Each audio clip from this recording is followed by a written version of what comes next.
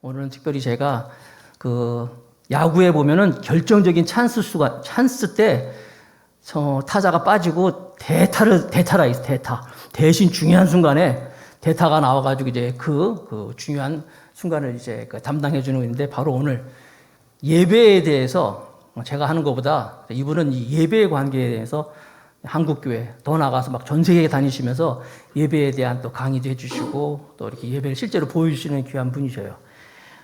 사전에도 광고가 됐지만은 임마누엘 선교단에서 26년간 사역도 하셨고, 다리 놓는 사람들 어노인팅이라고 여러분 아마 여러분들이 그 음반을 들어보면 이분 목소리로 이제 어떤 멘트라든지 찬양 소리도 많이 들을 수 있어요. 오지간 하여튼 예배에 관계돼서는 우리나라에서 최고의 권위 있는 분 모셨거든요. 오늘 여러분들 박철선 간사님 귀한 말씀을 통하여서 우리가 지금 참 예배가 많이 힘든데 다시 한번 예배를 생각하고 또 고민하고 우리가 한번 예배를 다시 세울 수 있는 귀한 시간이 되기를 주님의 이름으로 축복하겠습니다. 은혜 많이 받으시기 바랍니다. 네, 강사님 나오시겠습니다.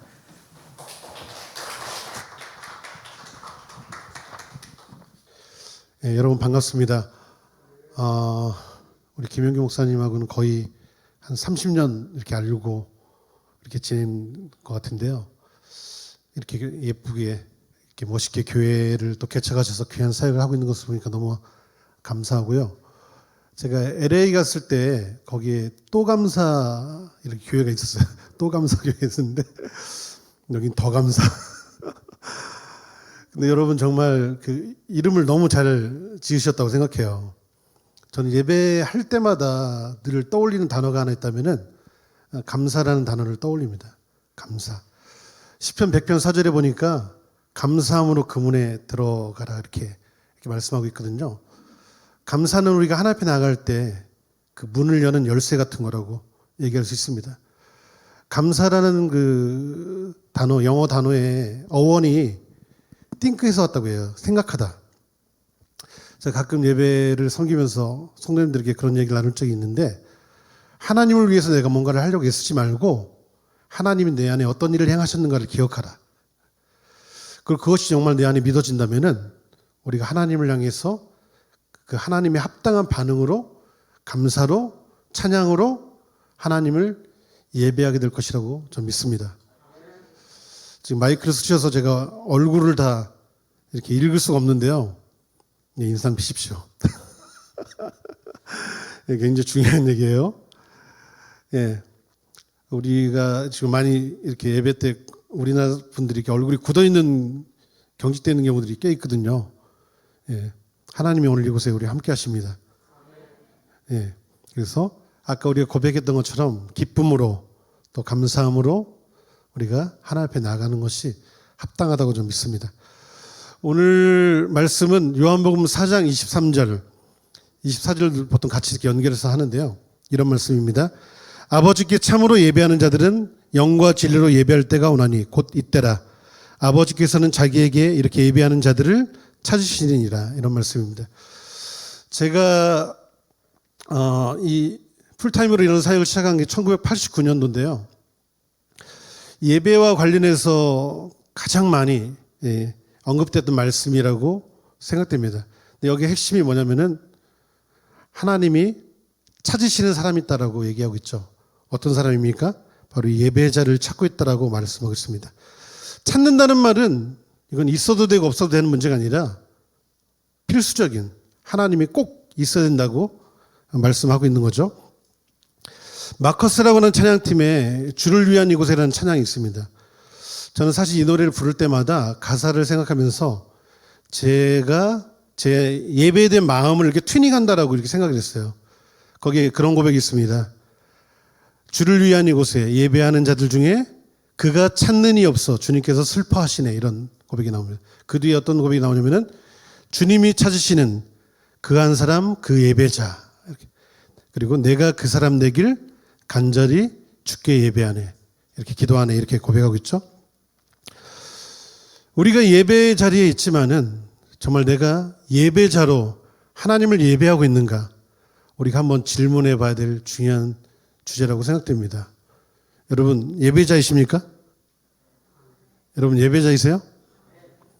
자, 여러분이 예배자가 되기 위해서는 먼저 예배를 알아야 된다고 생각해요. 예배를.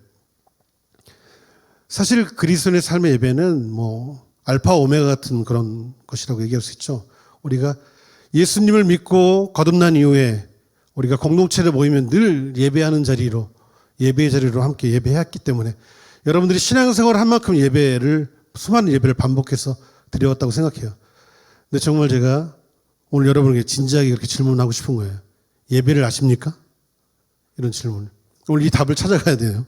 자, 제가 한 30여 년 이런 현장에서 사역하면서 정말 좋은 예배가 어떤 것일까에 대해서 고민하게 됐고, 그러면서 제가 얻은 결론 하나가 뭐냐면요. 정말 좋은 예배는 성도들이 자발성을 가지고 참여하는 예배가 정말 좋은 예배다. 이런 결론을 얻게 됐습니다. 보세요. 미국의 저명한 예배학 교수 로버트 웨버라고 하는 분이 계신데요. 그분이 현대 예배를 이렇게 진단하면서 몇 가지 문제점들을 이렇게 언급하셨는데 그 중에 하나가 뭐냐면은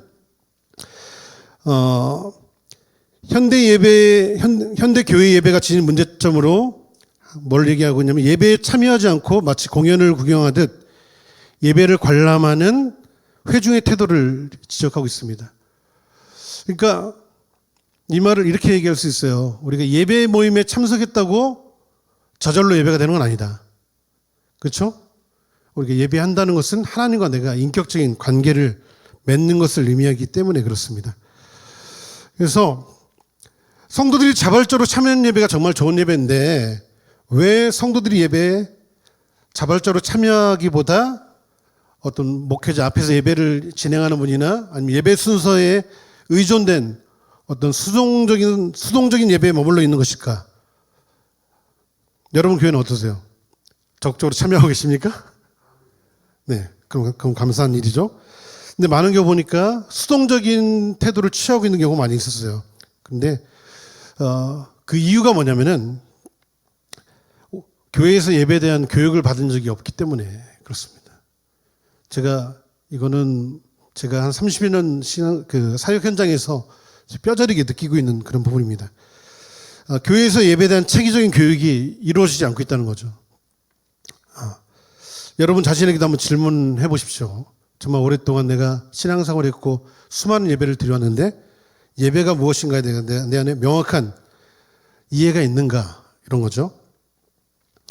그래서 성도들이 자발적으로 참여하는 예배가 되려면은 그런 결론을 내릴 수밖에 없어요. 예배를 알아야 된다. 성도들이 예배를 알아야 된다 이거죠.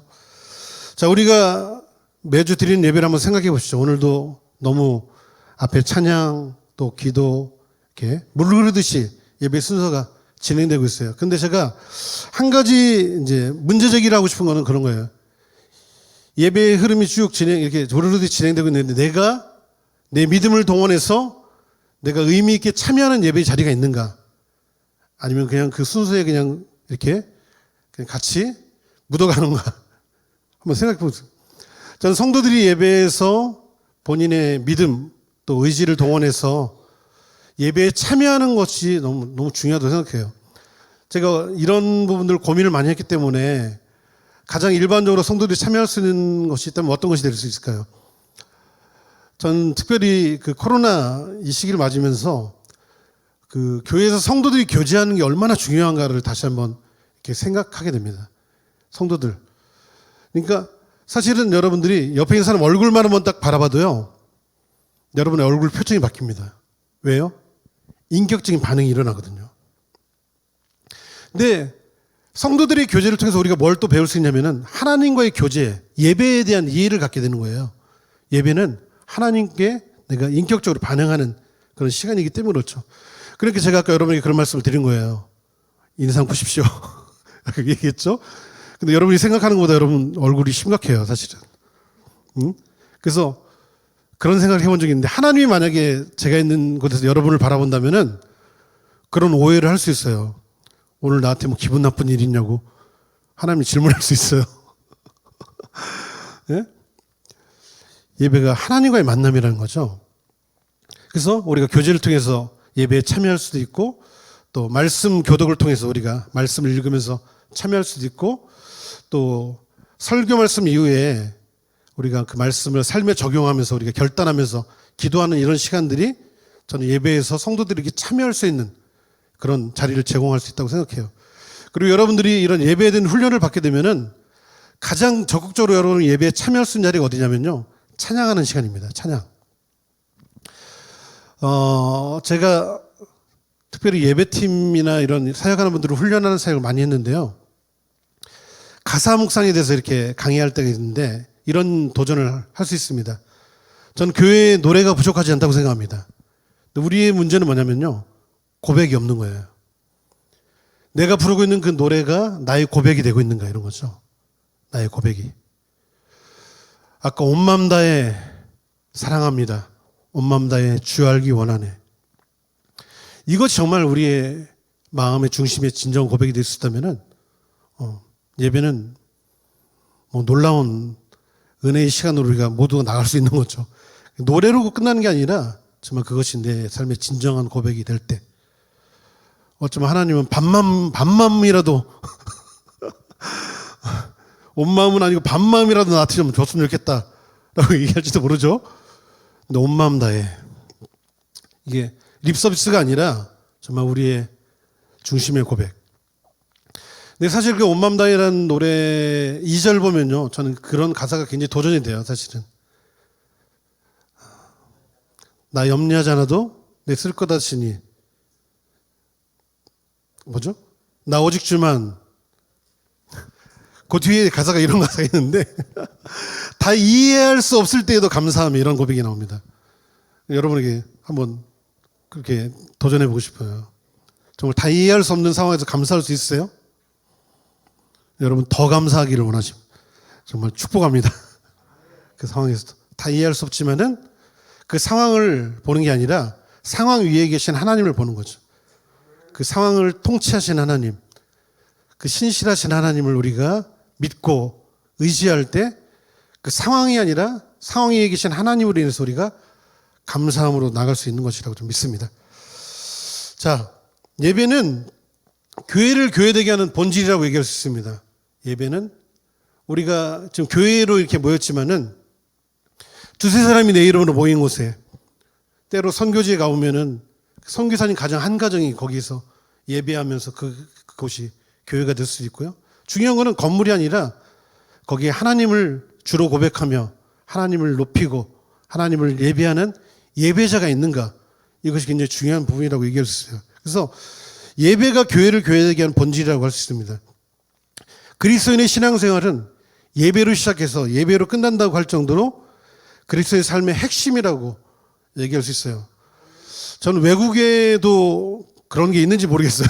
근데 우리나라에 보면 예배가 정말 많잖아요. 모였다면 다 예배라는 막 명칭을 붙여요. 막 돌예배, 개업예배, 뭐 별별 예배가 다 있어요. 근데 정말 중요한 거는 이름이 아니라 정말 예배가 뭔가를 아는 것이 정말 중요하겠죠. 그리고 교회에 보면은 그 중요한 사역들이 있습니다. 예를 들어서 예배, 교육, 전도, 봉사 이런 사역들이 있죠. 교회의 어떤 핵심이 되는 그 사역이 있는데요. 저는 오늘 그렇게 이해하고 싶습니다. 예배는 그런 다양한 사역 중에 하나가 아니라 예배는 모든 사역의 동력을 만드는 아주 원천이라고 얘기할 수 있어요. 예배가 무너지면은 그 모든 사역은 하나의 어떤 그런 뭐 계획, 프로그램으로 남을 수밖에 없어요, 사실은. 예배가 생명력을 가질 때 그 모든 사역을 할 수 있는 동력을 저는 일으킬 수 있다고 저는 생각합니다. 그렇기 때문에 사단이 만약에 교회를 아니면 그리스도인을 공격한다면요, 가장 먼저 예배를 무력하게 만들 것입니다. 예배가 형식이 되고 어떤 의무가 될 때 예배는 생명을 잃게 되는 거예요. 예배가 생명을 잃게 되면 어떤 일이 일어날까요? 어떤 영적인 보호막이 깨지는 것 같은 그런 현상이 일어날 수 있습니다. 영적인 무방비 상태가 되는 거죠. 그리고 교회로서의 어떤 역할을 감당할 수 없는 것입니다. 교회를 교회되게 하는 가장 본질이 목숨을 걸어야 될 부분이 저는 예배다. 근데 보세요. 우리가 코로나 시대를 우리가 맞아서 오늘날 우리가 어떤 도전을 경험하고 있습니까? 지금까지 우리는 한 번도 경험하지 못한 어떤 위기를 겪고 있어요. 어떤 위기예요? 예배에 대한 위기예요. 예배에 대한 위기. 저는 예배를 크게 우리가 함께 모여서 교회 공동체로 모여서 드리는 공예배가 있고 또 개인의 어떤 삶의 예배, 개인의 어떤 예배가 있다고 생각해요. 여러분 일주일에 한 번 아니면 일주일에 예배 시간으로 정해진 시간 교회 와서만 예배하는 거 아니시죠? 하나님이 예배당에 갇혀 계신 하나님이 아니죠. 믿으시죠? 하나님이 예배 시간에 묵도와 함께 깨어나셨다가 축도와 함께 다시 주무시러 가는 하나님이 아니라는 믿으시죠? 그분이 우리의 모든 삶에 살아계신 거예요. 그러니까 제가 예전에 미국에서 만들어진 노래인데요. 사랑해요 목소리 높여 I love you 뭐 이렇게 하는 고백인데 그 노래 만들어진 그 배경을 보면서 제가 굉장히 큰 도전을 받았어요. 한 주부가 집에서 설거지하고 청소하면서 만든 노래라고 하겠어요. 집에서 설거지하고 이렇게 청소하는데 하나님을 향한 사랑을 고백하고 싶어진 거예요. 거기서 I love you Lord and I lift my voice.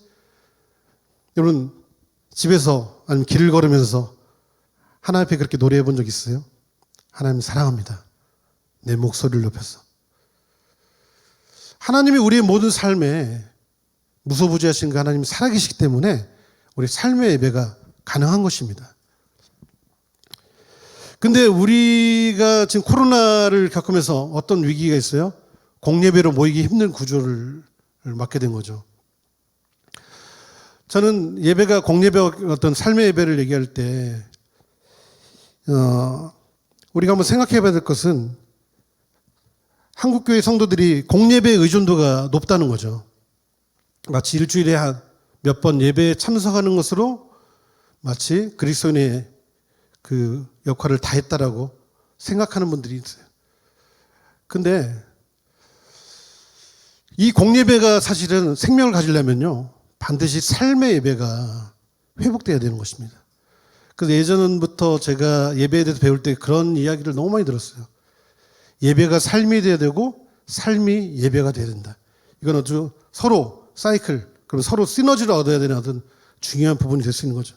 일주일에 한 번 그냥 간신히 그냥 이렇게 목을 축이고 하는 예배가 아니라 삶에서 경험하는 하나님, 그 하나님의 승리, 그 하나님의 그 전리품을 함께 이 공예배에 갖고 모여서 함께 축제를 벌이는 거예요. 하나님은 위대하십니다. 하나님은 크고 놀라우신 분이십니다. 우리 각자의 그런 간증과 고백이 막 우리 안에 막 차고 넘쳐서 막 하나님을 기쁘게 그렇게 찬양하게 되는 거죠. 그래서 이 예배를 통해서 살아계신 하나님, 세상보다 크신 하나님을 우리가 이 예배를 통해 만날 때 우리가 그 믿음을 통해서 삶으로 믿음의 삶을 살아갈 수 있는 동력을 갖게 되는 것입니다. 자, 그래서 제가 문제를 제기하고 싶은 것은 공예배 의존도가 높은 우리나라의 상황에서 함께 모일 수 없는 이런 상황을 맞았는데 그렇다면 성도들이 함께 모일 수 없는 상황에서 신앙생활을 유지하는 것이 가능한가? 이런 걸 한번 생각해 볼 수 있어요. 생각보다 여러분 지금 이 코로나를 맞으면서 교회 안에 많은 심각한 숫자가 줄어드는 것도 있고 정말 어떻게 보면은 어떤 우리의 신앙의 어떤 시금석 같이 우리가 하나님을 정말 참되게 예배하는 사람들과 또 아니면은 그냥 구경꾼으로 함께 했던 분들 이런 부분들이 나눠지는 어떤 그런 것들도 우리가 생각해 볼 수 있는 것입니다. 근데 성도들이 삶의 자리에서 정말 예배하며 삶의 예배를 통해서 이 어떤 더 깊이 하나님 앞에 나아갈 수 있는 이 일이 가능하기 위해서 뭐가 필요하냐면요. 예배를 알아야 되는 거예요. 성도들이 예배를 알고 그러면 삶에서 예배하는 법을 배워야 된다. 그리스도인이 예배를 아는 것이 정말 중요한 이유는 뭐냐면은 예배는 하나님과의 관계에 대한 것입니다. 영적인 거예요. 하나님은 이렇게 만져진 존재가 아니죠. 근데 놀라운 것은 하나님이 우리의 모든 삶에 그 영이신 하나님이 살아계시다는 거. 믿으시죠? 그리고 예배는 우리 평생을 뛰어넘어서요. 영혼과 연결되는 중요한 주제라고 얘기할 수 있습니다. 여러분에게 이런 이야기를 하나 나눠보겠습니다. 맨하탄에 가면은 그 브로콜린 터버너클이라고 하는 아주 메가처치가 큰 메가처치가 있어요. 큰 교회. 흑인 할렘가에 세워진 그 교회고 뭐 몇천 명이 모이는 그런 흑인들 교회인데요. 그 교회의 담임 목사인 짐 신발라 목사님이 이런 이야기를 한 적이 있습니다. 우리가 하나님과 친밀해지기를 원치 않는다면은 왜 천국에 가려고 하는가? 이런 질문을 던지고 있어요. 저는 이 질문을 이렇게 한번 표현하고 싶습니다. 우리가 하나님을 예배하는 것을 즐거워할 수 없다면은 왜 천국에 가려고 하는가? 여러분, 좀 하나님을 예배하는 것이 여러분의 기쁨이 되십니까? 이게 심각한 질문이에요. 우리가 왜 하나님 나라에 가려고 하는가? 어쩌면 그곳에는 어떤 사역이 아니라 예배가 있기 때문에. 그러니까 이 땅의 예배는 어쩌면 우리가 이 땅에서 하나님 나라를 간접적으로 경험하는 자리가 될 수 있고요. 하나님 나라를 준비하는 의미로서 이 예배가 존재할 수 있습니다. 여러분, 우리 예배가 그런 하나님의 임재와 영광을 경험하는 생명력을 가질 때 이 교회에 온 성도들이 안 믿는 분들이 많이 오셨다면 그분들이 하늘의 소망을 갖지 않겠어요? 영원한 소망을 갖게 되지 않겠습니까? 정말 중요한 우리가 이 땅에서 왜 예배해야 되는지 정말 사명이 있다고 저는 생각합니다. 그리고 한 사람 한 사람 여러분들을 여러분이 생각하는 것보다 더 놀라운 계획으로 하나님께서 우리를 이 예배의 자리에 불렀다고 저는 믿습니다. 하나님이 여러분에게 돈이 없어서 헌금을 걷어드리려고 우리에게 예배를 허락한 게 아니에요. 그분이 능력이 없어서 우리의 헌신을 얻어내려고 우리에게 예배하라고 얘기한 게 아닙니다. 제가 예배를 통해 배운 것은 예배는 사역이 아니라 하나님의 공급을 경험하는 자리. 내가 하나님을 뭘 하는 것 이전에 하나님으로 채워진 자리가 예배라는 거예요. 그 하나님의 사랑으로 우리가 채워질 때 그 다음에 일어나는 것이 사역입니다. 사역. 그 사랑에 감격해서 우리가 하나님을 위해서 어떻게 살 것인가를 어떤 결단하고 우리가 하나님 앞에 우리의 삶을 드리게 되는 것이 그 뒤에 반응이라고 얘기할 수 있는 거죠.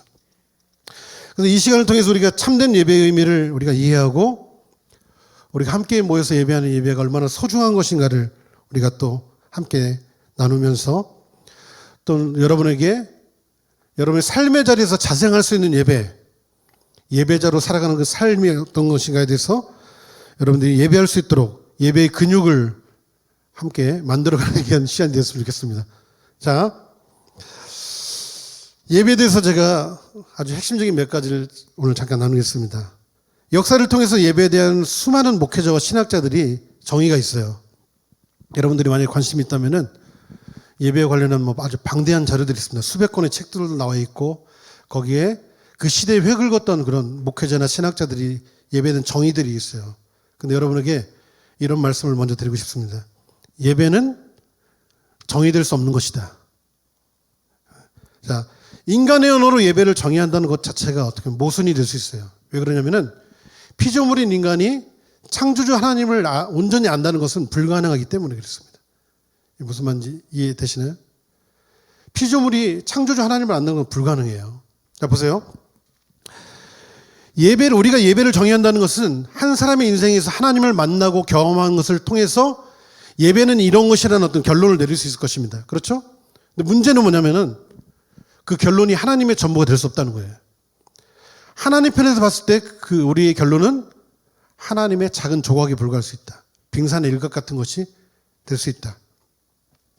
그러니까 피조물인 인간이 하나님을 아는 것은 상당히 제한적이라고밖에 얘기할 수 없어요.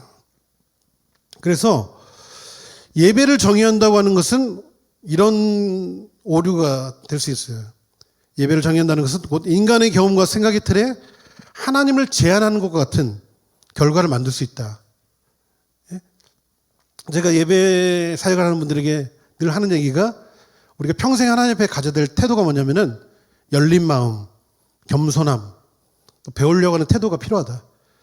그러니까 배우려고 하는 태도를 잃어버린 그 자리가 사역자의 무덤이 될 수 있다. 왜 그래요? 배우려고 하는 태도를 잃어버리게 되면은 내 경험에 하나님을 제한하게 돼요. 그러면 예배에서 어떤 일이 일어나게 됩니까? 하나님을 내 수준의 하나님으로 만들어버리게 되는 거예요.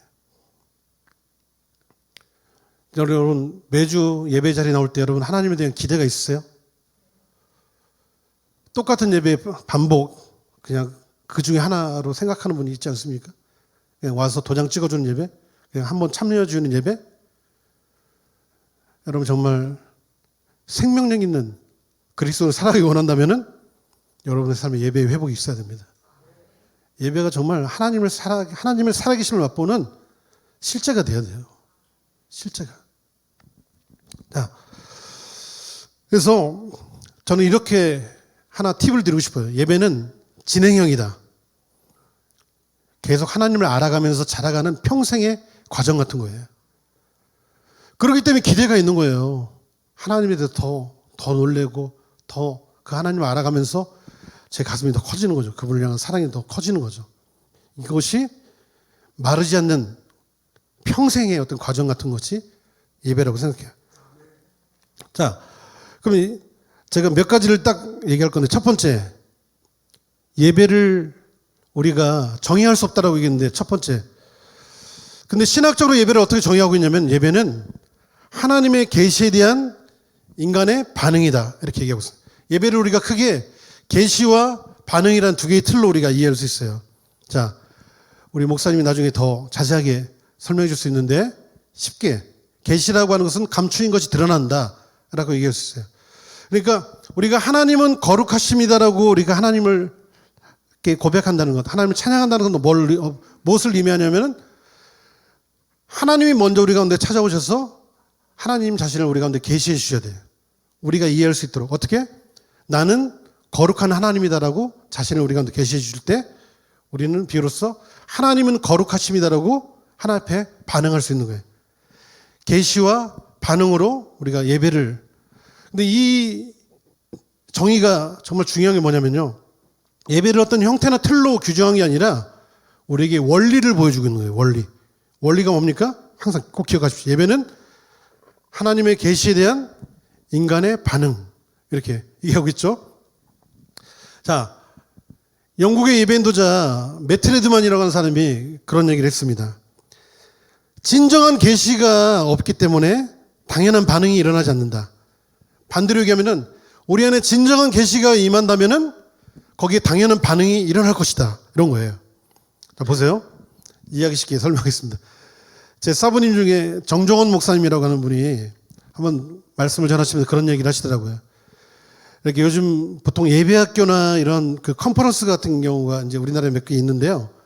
그런 곳에 가서 예배를 인도해 보면은 찬양을 딱 시작하면은 마치 고속도로가 쫙 깔리는 것처럼 성도들이 거기도 모임분들이 일어나고 막 열정적으로 반응을 한다는 거예요. 반응.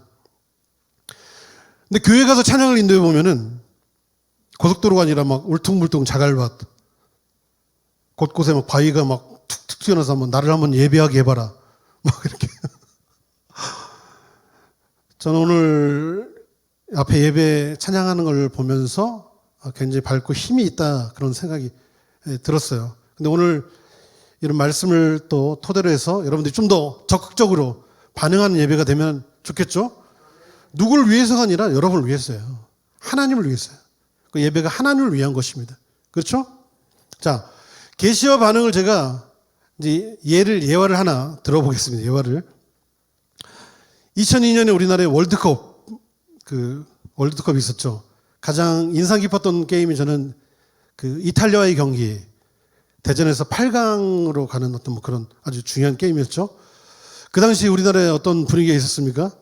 막 시청, 광화문에 막 수십만의 인파들이 모여서 마음을 다하고 성품을 다하고 힘을 다해서 막 응원했어요.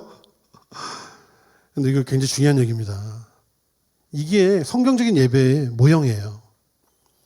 미국의 패션이라고 하는 캠퍼스를 중심으로 이렇게 영적인 부흥을 주도하고 있는 그런 사역이 있는데요. 그 루이 기글리오라고 하는 목사님이 그런 얘기를 했어요. 성경적인 예배를 보려면은 스포츠 경기장에 가봐라. 이렇게.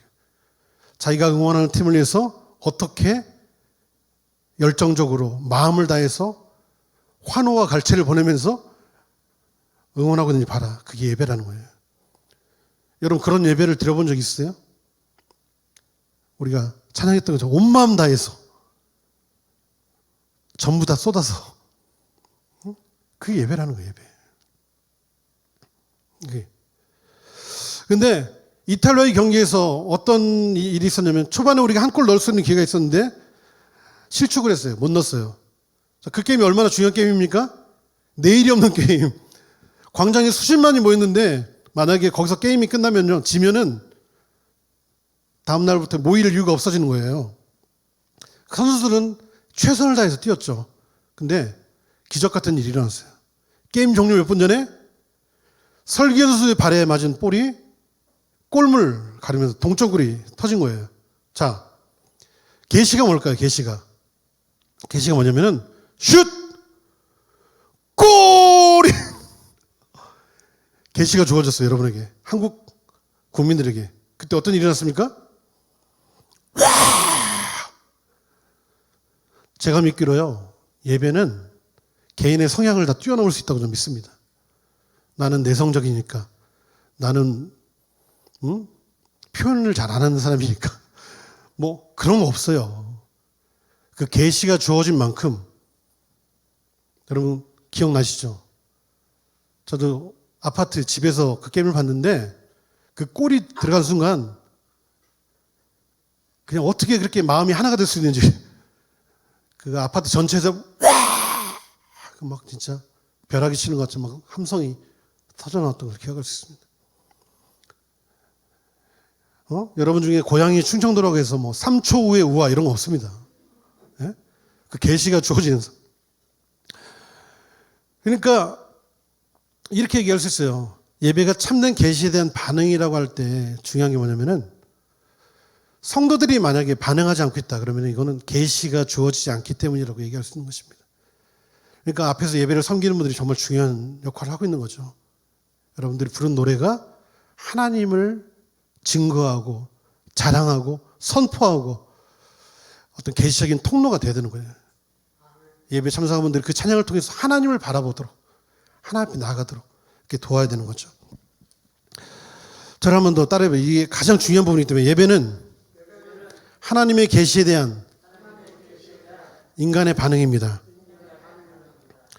자, 두 번째는 예배는 하나님과 인격적인 교제를 갖는 것입니다. 인격적인 교제. 인격적인 교제를 가려면 뭐가 필요해요? 대상이 필요한 거죠, 대상이. 그렇죠? 근데 제가 현장에서 예배 사역을 하면서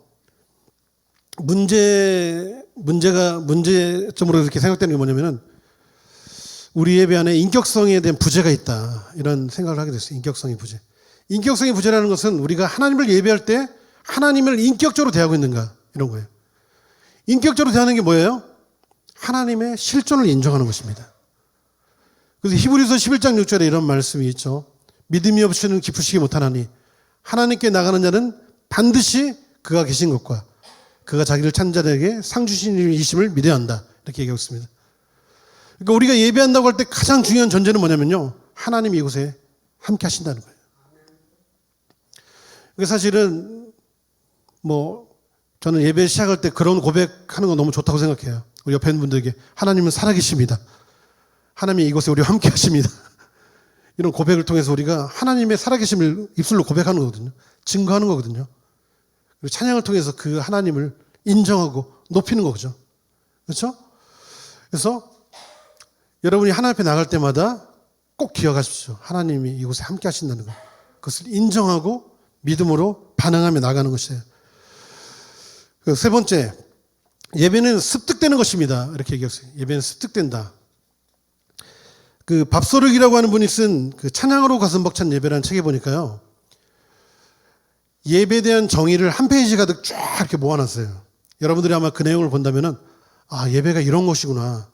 여러분들이 그 내용을 보면서 영감을 얻을 수 있고 통찰력을 얻을 수 있는 그런 내용들이 한 페이지 가득 쫙 모아져 있습니다. 그런데요, 그 책을 쓴 밥소르기의 장인되는 모리스 스미스라고 하는 분이 이런 의미심장한 얘기를 했습니다. 우리는 참된 예배의 정의를 내릴 수 없다. 그것은 체험되는 것이다, 이런 얘기를 했어요. 여기서 우리가 배울 수 있는 게 뭐냐면은, 예배는 이론이 아닌 실제다. 예배는 이론이 아닌 실제다. 보세요. 저는 이런 생각을 했어요. 많은 경우 교회에서 예배에 대한 교육이 없다. 저는 이런 문제점을 한번 언급했거든요. 근데 놀라운 게 뭐냐면은 매주 예배하고 있다는 거예요. 놀랍지 않으세요? 여러분 예배에 대해서 예배학교에서 뭐 이렇게 훈련받은 적 있으세요? 물론 찬양팀이나 이런 분들은 뭐 가끔 그런 데 가서 그런 것을 배울 수 있는 기회가 있을 수 있는데 많은 경우 그렇지 않다고 생각해요. 예배를 배우지 않는데 예배하고 있다. 놀랍지 않으십니까? 근데 이것이 가능한 이유가 뭐냐면은 예배가 체험을 통해서 습득된다. 학습 효과가 일어나는 거예요. 학습 효과가.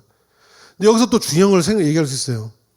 예배가 습득된다고 할 때 우리가 예배를 이론상으로 이렇게 뭐 강의나 아니면 말씀을 통해서 우리가 배울 수 있지만은 더 중요한 게 뭐냐면요. 예배를 통해서 예배를 배우는 게 정말 중요한 것입니다. 예배가 습득된다고 할 때 중요한 게 뭐냐면은 예배를 섬기는 우리 목사님이나 예배를 섬기는 사역자들이 예배의 모델이 되고 있다. 예배의 모형이 되고 있다. 영향력을 끼친 자리에 있다는 거죠. 그러니까 좋은 예배의 모델이 이 교회에 있다면은 성도들에게 예배에 좋은 영향력이 흘러가게 될 것입니다. 그리고 이 앞에서 예배하는 분들이 하나님을 만나는 그 깊이로 성도들이 하나님을 만나고 그런 열정으로 하나님을 예배하게 될 것이고 성도들이 예배에 대한 사모함이 우리 안에 일어날 거라고 좀 믿습니다. 특별히 예배가 중요한 것은요. 예배 자체가 교육, 학습을 만들어낸다는 거예요. 그래서 우리가 드리고 있는 예배를 보면은 우리 예배가 우리 교회의 미래를 보여주고 있다라고 얘기할 수 있어요. 여러분 정말 영광스러운 예배, 우리 다음 세대에게 그 하나님의 영화로움을 전달할 수 있는 그런 예배가 여러분이 그 예배의 증인이 되시기를 간절히 정말 축복하고 싶습니다.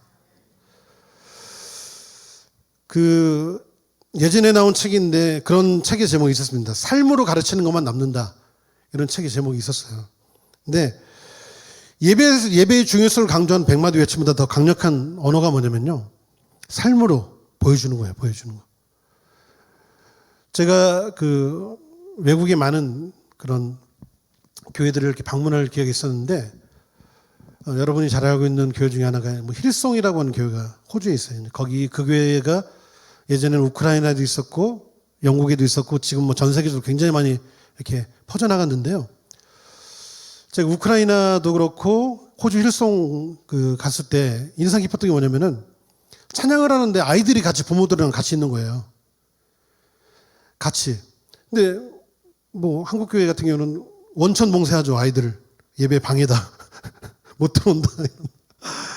근데 그 교회에 가보니까 아이들이 부모들과 함께 예배하고 있었는데 전 좋았던 게 뭐냐면은 거기에 진짜 살아있는 예배가 있다면은 아이들이 거기에 집중하지 않고 예배를 뭐 딴짓을 하고 있을 수도 있어요. 그런데 그 예배 자체가 아이들에게 예배의 영적인 유산을 물려줄 수 있는 중요한 학교가 될 수 있다. 물론 설교 전에 광고하면서 아이들은 이제 아이들 프로그램으로 이렇게 빠져나가죠. 근데 정말 여러분 교회가 다음 세대를 정말 예배로 전염시킬 수 있는 참된 예배로 전염시킬 수 있는 그런 여러분들이 예배의 통로가 되시기를 정말 축복합니다. 그래서 아이들은 배움으로 자라는 것이 아니라 보고 들은 것을 통해서 자란다고 합니다. 꼭 기억하십시오. 여러분들이 한 사람 한 사람 너무 중요하다. 네 번째는 예배는 가치를 돌리는 것입니다. 이렇게 얘기할 수 있어요. 저는 이 부분이 정말 우리의 삶에 지금 실제 적용할 수 있는 아주 중요한 부분을 우리에게 보여주고 있다고 생각하는데 좀 전에 제가 얘기했던 그 패션의 루이 기글레라는 목사님이 그런 얘기를 했어요. 예배는 가장 가치 있게 여기는 것에 대한 우리의 반응이다. 가치에 대한 반응이다. 여러분, 이 가치라고 하는 것은요, 모든 세대에 적용할 수 있는 아주 중요한, 우리에게 지혜를 주는 아주 중요한 주제라고 얘기할 수 있습니다. 그러니까 예배는 단순히 종교적 의식이나 행사의 문제를 뛰어넘어서 가치에 대한 문제라는 거죠. 가치가 뭡니까? 내 삶의 우선순위라고 딱 얘기할 수 있어요. 나에게 100만 원이라는 돈이 있다. 그 돈을 내가 어디에 사용하는가를 보면은 내가 무엇의 가치를 가지고 있는지를 볼 수 있는 거죠. 나에게 주어진 시간, 열정, 사랑을 어디에 쏟고 있는가? 결국은 사람은 자신이 가치 있다고 여기는 것에 자신의 삶을 드리게 돼 있어요. 그러니까 각자가 자신의 삶에 중요하다고 생각하는 그 가치를 가지고 있고 그것에 자신의 삶을 드리고 있다. 그렇다면 여러분이 무엇에 여러분의 시간과 삶을 드리고 있는가? 이걸 보면은 내가 무엇을 가치 있게 여기는가를 확인할 수 있어요. 근데요, 이것이 왜 중요하냐면은 우리가 가치로 품고 있는 그 가치가 예배의 대상과 연결된다는 거예요. 예배의 대상과 연결된다. 그러니까 우리가 무언가를 사랑하고 가치 있게 여긴다는 것은 곧 그것에 내 마음을 쏟고 시간을 드리고 내 삶을 드리고 있다는 것을 의미하기 때문에 그렇습니다.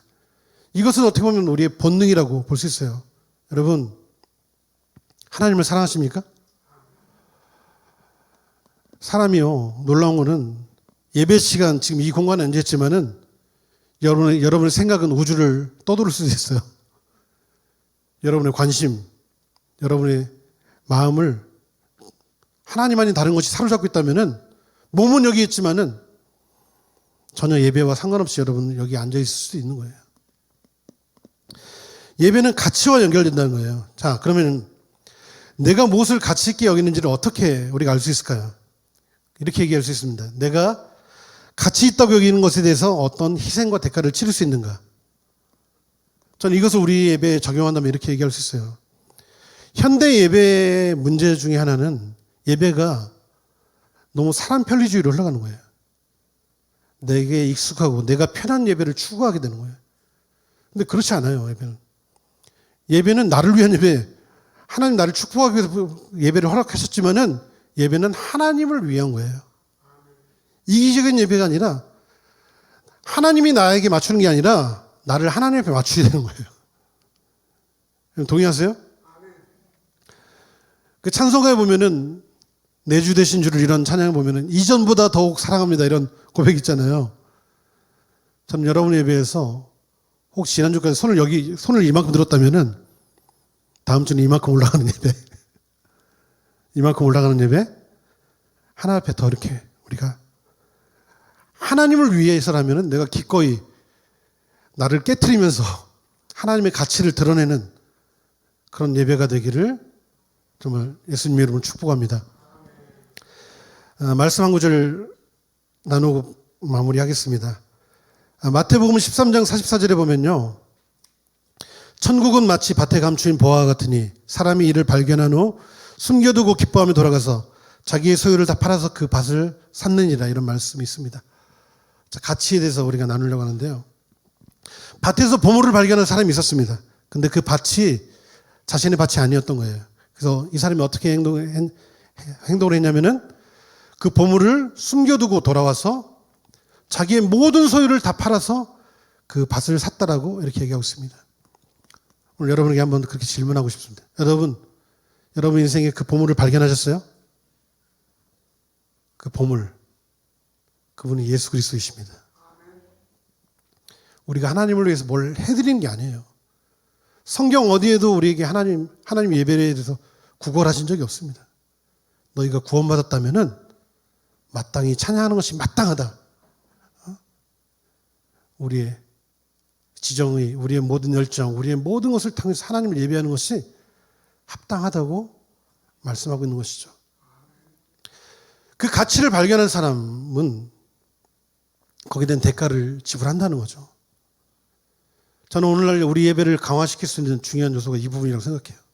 하나님의 가치를 드러내는, 누구에게 보여주기 위한 예배가 아니에요. 하나님을 높이고 하나님의 그 가치를 드러내기 위해서 기꺼이 우리가 그 예배 자리에 나갈 때 그 헌신이, 그 대가 지불이 오히려 이 예배를 하나님의 영광스러움을 경험하는 그런 예배로 우리를 이끌어갈 거라고 저는 믿습니다. 여러분, 예배는 우리 인생에서 최고의 보물을 발견할 사람의 자발적인 희생과 헌신이라고 이렇게 정의할 수 있는 것입니다. 그 사도 바울이 그렇게 고백한 거예요. 예수 그리스도를 발견한 이후에 자기의 모든 자랑, 그런 스펙을 다 배설물같이 여겼다라고 얘기하는 거죠. 결국 예배는 어떻게 보면 가치에 대한 싸움이라고 얘기할 수 있습니다. 하나님을 향해 높아진 그런 가치들. 이 시대의 우상을 정의할 수 있다면 그렇게 얘기할 수 있습니다. 하나님보다 더 높아진 가치. 내가 하나님보다 더 사랑하는 것. 우리가 부른 찬양 중에 그런 가사의 고백이 있죠. 내가 주인 삼은 모든 것 내려놓고, 내가 사랑했던 모든 것 내려놓고 주님만 사랑해. 우리 예배가 참된 예배라면 가치의 충돌이 일어날 수밖에 없어요. 여러분 안에 하나님보다 더 사랑하는 것들, 이런 것들이 하나님의 가치와 충돌을 일으키고 그것을 굴복시키는 거예요. 그리고 여러분이 세상의 가치를 따라 사는 게 아니라 하나님의 가치관으로, 하나님의 가치로, 하나님의 꿈으로 여러분이 다시 여기서 튜닝이 일어나야 되는 거예요. 내가 살아야 될 목적이 뭔가를 발견하는 거예요. 하나님 안에서. 그럴 때 우리가 세상의 그 거친 물결에 휩쓸려 가지 않고 우리가 그것을 올라갈 수 있는, 그걸 뚫고 올라갈 수 있는 믿음이 우리 삶에 시작되는 것입니다. 로마서 5장 18절에 그런 말씀이 있습니다. 우리가 아직 죄인 되었을 때 그리스도께서 우리를 위하여 죽으심으로 하나님께서 우리에게 된 자기의 사랑을 확증했다. 이렇게 얘기했죠. 하나님께서 우리가 아직 죄인 되었을 때, 그런 자격이 없을 때 우리를 먼저 찾아오셔서 자신의 생명을 주셔서 내가 이렇게 너희를 사랑한다라고, 하나님께 우리를 이렇게 사랑한다라고 증거하셨어요. 보여주셨어요. 여러분은 그런 존재로서 하나님의 사랑을 받은 존재로 이곳에 있는 것입니다. 그러니까 우리가 그 하나님 앞에 두 마음을 품지 않고 우리의 마음을 다해서, 성품을 다해서, 힘을 다해서, 뜻을 다해서 그 하나님을 예배하는 것이 전 합당하다고 좀 믿습니다. 그리고 여러분을 하나님께서 그런 예배 자리로 부르셨다고 좀 믿습니다. 오늘 목사님께서 제가 이렇게 한 10장 정도 준비했거든요. 그랬더니 만약에 많으면은 다음에 한 번 더 와도 되니까 저는 다음에 만약에 기회 된다면 적용적인 우리 삶에 적용하는 예배자의 삶에 대한 의미들에 대해서 좀 나눌 수 있는 그런 시간이 있으면 좋겠습니다.